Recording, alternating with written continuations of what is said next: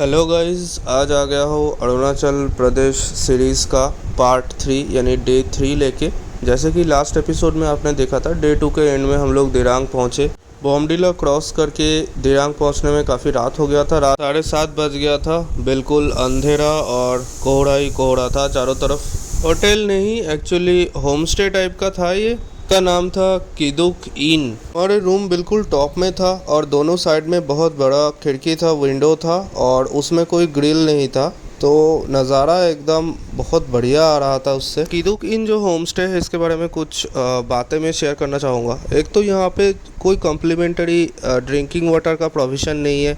हर एक drinking water का हम लोगों से पैसा लिया गया। यहाँ पे खाने का बहुत दिक्कत हुआ था, पता नहीं कोई मिसकम्युनिकेशन हुआ था आईआरसीटीसी से या किस चीज़ के लिए। तो नॉनवेज तो कुछ अवेलेबल था ही नहीं, क्योंकि होली मंथ चल रहा था उन लोगों का, बहुत पूर्णिमा तक। ऊपर से जो अंडा फ्राई का बोला गया था, ये लोग फ़ोन भी किए थे शाम को कि कैसा क्या, कितना अंडा फ्राई रखना है, क्या रखना है, उसमें भी दिक्कत हो गया। और खाना जो है सफिशिएंट मिला नहीं पूरा ग्रुप को। सुबह ब्रेकफास्ट में भी काफ़ी इशू था। सब कुछ सफिशिएंटली अरेंज नहीं हो पा रहा था। अरेंज का बहुत जो है दिक्कत हो रहा था, तो ये चीज़ एक बहुत बड़ा नेगेटिव मुझे लगा। बाथरूम का भी इशू था, मतलब जो बाथरूम में जो कमोड था, तो वो अजीब तरीके से नीचा बिल्कुल हाफ ऐसे लगा हुआ था। जो साइज़ होता है उसका हाफ लगा हुआ था। पता नहीं मुझे ये कैसे उन लोगों ने इसको बनाया है। तो किदुक इन से हम लोग निकल पड़े।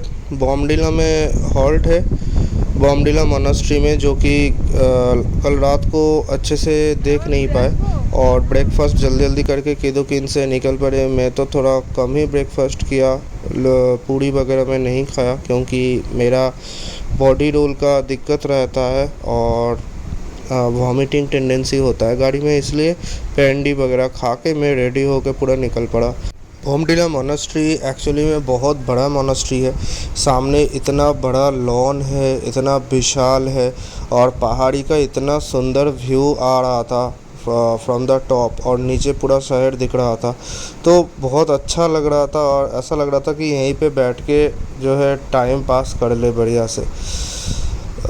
लेकिन वो तो होने से रहा, क्योंकि हम लोग को आज निकलना है तवांग के लिए। मोनास्ट्री के अंदर भी जाने का टाइम नहीं मिल पाया, क्योंकि 15 मिनट ही मिल पाया था यहाँ पे। उसमें फ़ोटो वगैरह खींचने में, फ़ोटो शूटिंग वीडियो करने में ही टाइम चला गया, तो मोनास्ट्री के अंदर गए नहीं। प्लान है तवांग मोनास्ट्री के अंदर जाएंगे, तो इसका ऐसे ऊपर से बाहर से घूम के उतर गए। देखिए, दिरांग इतना सुंदर जगह है ना, अपने आप में इसमें इतना खूबसूरती इतना ज़्यादा है इसका, कि आपको कम से कम यहाँ पे 2 दिन तो रुकना चाहिए दिरांग में।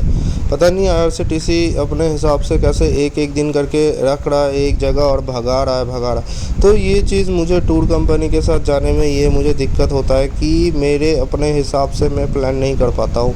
इन लोगों के हिसाब से जो है आपको भागना रहता है। जहाँ पे इन लोगों का प्रॉफिट है वहाँ पे ज़्यादा दिन रखेंगे, जहाँ नहीं है वहाँ कम दिन रख के बस ऐसे भगाएंगे। एक तो इन लोगों का कोई कोऑर्डिनेटर नहीं है।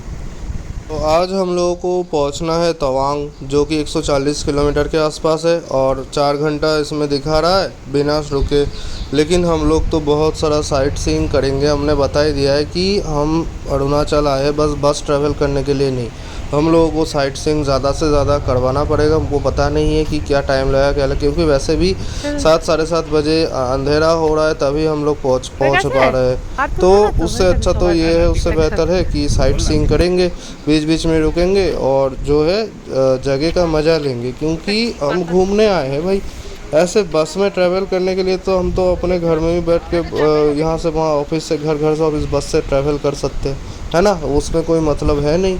तो ये नेक्स्ट हम लोग रुके, इसको हॉट स्प्रिंग बोलते हैं। तो पहाड़ से नीचे काफ़ी ट्रैकिंग करना पड़ेगा, लंबा ट्रैकिंग है, बहुत सारा सीढ़ी है, लेकिन it is worth the trekking, क्योंकि व्यू बहुत अच्छा है। पहाड़ी नदी है, पहाड़ी नदी के बगल में एक जो है उष्ण प्रस्रवण बोलते हैं उसको, हॉट स्प्रिंग का है, लेकिन उसमें पैसा दे के आपको अलग से करना पड़ेगा। पानी आप छू सकते हो, वैसे हम लोग किए नहीं, लेकिन उसका व्यू इतना अच्छा था।